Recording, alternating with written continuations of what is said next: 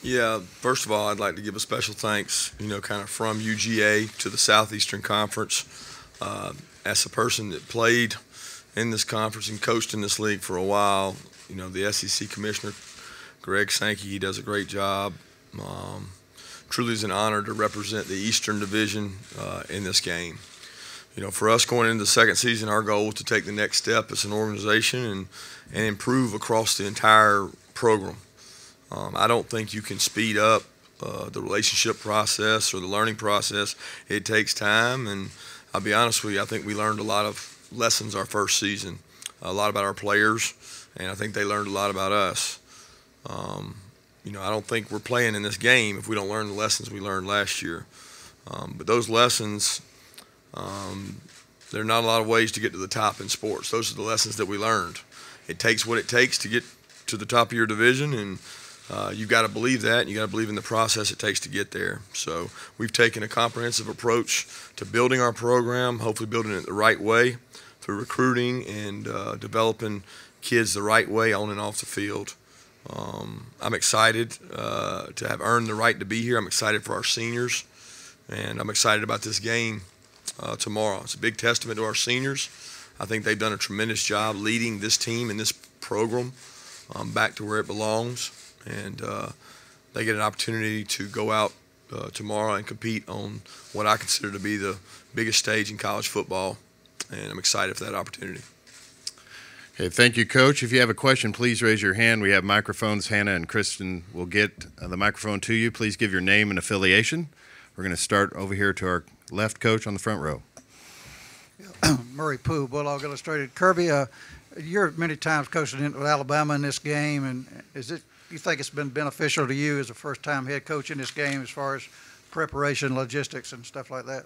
Yeah, I certainly think it helps to have it played in Atlanta in this this kind of environment, this kind of game. Obviously, a different building, just right across the street. But I think the experience in those is invaluable. Just being able to control the emotions and have the kids understand that it's another game, and they can't look at it.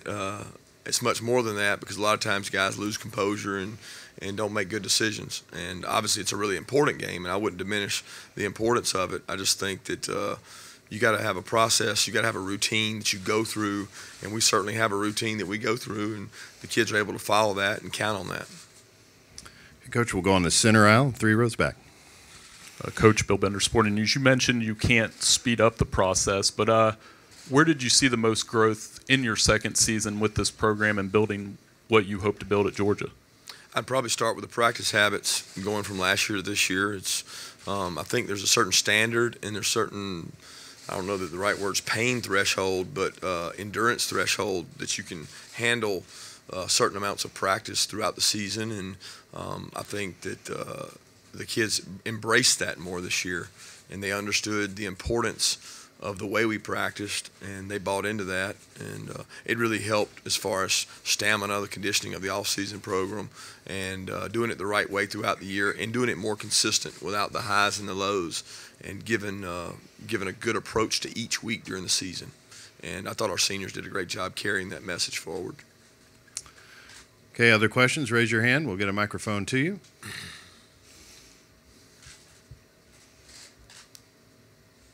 All right, we've got one over here on the left, right here on the aisle.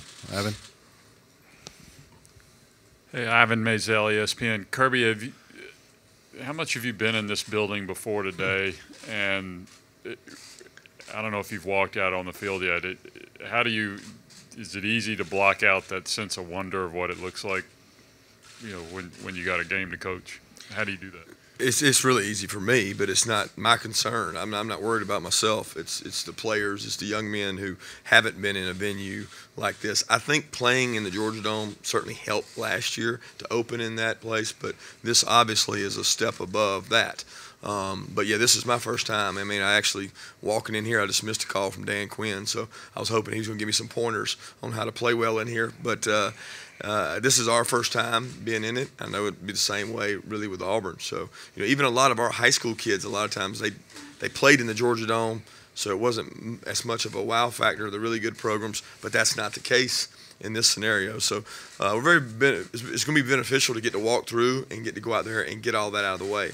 I can remember the experience at Alabama going to Jerry Jones Stadium. It's one of the only times that we ever went to the stadium before to get the TV screen, the large screen, to get the wow factor out of the way. I think that's important for us to get that out of the way tomorrow so we can get out of the way today so we can get down to business tomorrow. Okay, we'll go back to the center aisle. Kirby, you've several times referred to this as one of the greatest venues in all of sports. Do you think you were spoiled a little bit when you were at Alabama? Do you think people fully appreciate what it takes to get into this game, out of the SEC? No, I think a lot of fan bases, well, let me say that, not a lot of them have been, but the ones who've been a lot, they are spoiled. They take it for granted. There was a time that the Bulldog Nation in Georgia probably took it for granted, where there was a run of however many years in a row they were able to come. And I don't think sometimes you appreciate that until you've lost it. Certainly as coaches, we know the challenges it presents to make it here, because it's a tough road in our conference to go through it and be able to come out of it on top. And it's always a challenge, and that's kind of where your goal starts each year is, if you have an opportunity to come play in this event, that you're headed in the right direction. Okay, we'll go over to our left on the aisle. Hey, Mark Bradley from the AJC. Kirby, on a personal level, when you saw that Alabama had lost, did you think, well, there's about 60,000 questions about Coach Saban I'm not going to have to answer? That's a great one, Mark. I didn't think that. Actually, my immediate thought was, how are we going to play better against Auburn? That's my first thing that went through my head. But now that you say that, I can only imagine sitting here today, if we were playing them, what the questions would be like. Okay, we have one over here on the left, middle. Coach Cody Chaffins, Fox 5 Atlanta. After the first game, you said you wanted your team to be more physical. How did you accomplish that, or how do you accomplish that? Is it more push-ups? Is it a mindset? How do you do it? You put a rock in their shoe. Put a rock in their shoes as they get real upset and they get frustrated and they play harder. But I wish there was an easy trick to it, gimmick to it. I think physicality, number one, is recruited. I think number two, it's developed. It's an off-season demeanor. It's built over time. It's not just a snap overnight. But I do believe that we're a more physical team than we presented the last time we played them, and you can say that all you want until you actually do it. Okay, we'll go back over to our right, about 3/4 of the way back. James Krepp, AL.com. Kirby, wanted to confirm the exchange between you and Gus after that game, and what exactly was said there. I heard that he had said, "We'll see you in Atlanta," to which you replied, "I'll let Nick know you said that," and he said, "You do that." Was that an accurate portrayal? That's pretty close. I think I don't know if that was we were talking about it today when I saw him. I said, "You held up your end of the bargain." He asked if I did. I told him I never did. But he held up his end of the bargain, and they got back to Atlanta. And I think Gus and them are doing a tremendous job. I've said over and over, I think they're one of the hottest teams in college football. And, I've seen Gus teams, Gus offenses for a long time. And I have a lot of respect for the job he does. And I don't think he gets enough credit, especially when he's got a quarterback, running back tandem and receiver tandem that he's got now. Okay, we'll go over here to our left, second row. Dan Matthews, Gridiron Now. You mentioned since the last time you played Auburn, you guys are a more physical team now. How can that be accomplished in 2 or 3 weeks? I don't know that I've actually mentioned that, Dan. I think that our job is to improve physicality. I don't think that you just snap your fingers and have that happen overnight. I think some people have said, "Oh, you played Kentucky, you were more physical. You played Georgia Tech, you were more physical." Yeah, well, they weren't Auburn. You know what I mean? So the opportunity to present itself to do a better job being physical is against the team you just played.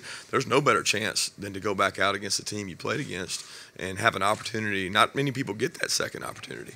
So I think we're going to find out a lot about our team and how physical we are when we play a team the size and as physical as Auburn is, and we're going to find out a lot more about it tomorrow.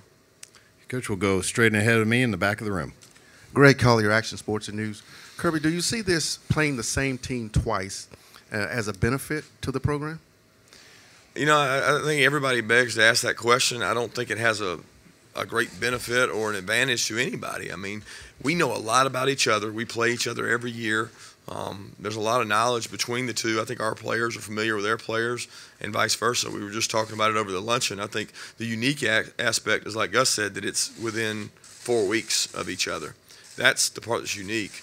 And that makes it where you still have the memory of they ran these plays, they ran those plays, but they've got plays they didn't run in our game. We've got plays that we didn't run defensively, offensively, and special teams in the game. So you always go back to that game plan and you try to pull from those things to get things that hopefully work better. Okay, we'll go over here on the right, on the second row. Hey, Kirby. 24 hours or so before kickoff, not knowing exactly what you're going to see from Kerryon Johnson, whether he's going to play, if he's going to be 80%. How does that affect your guys' final preparations?